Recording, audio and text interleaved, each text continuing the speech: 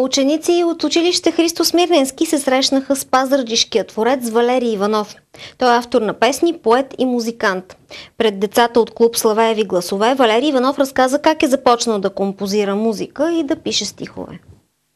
Валерий Иванов е поредният пазарджишки творец, с който се срещнаха децата от клуб Славееви гласове. Поканата за гостуването в училище Христо Смирненски отправя тяхната ръководителка Стоянка Кисова. Тя е впечатлена от песента на Валерий Иванов за Пазарджик, която се радва на голяма популярност в интернет пространството. Не са ли много мънички тези дечица, за да разберат един творец точно с какво се занимава, какви са вашите наблюдения от такива срещи?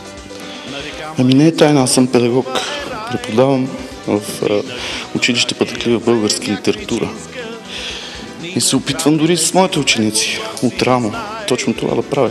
Да ги въведа в същината на творческия процес, тъй да се каже.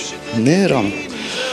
Децата от малки откриват своите заложби и ние, педагозите и творците, сме длъжни да ги насърчаваме.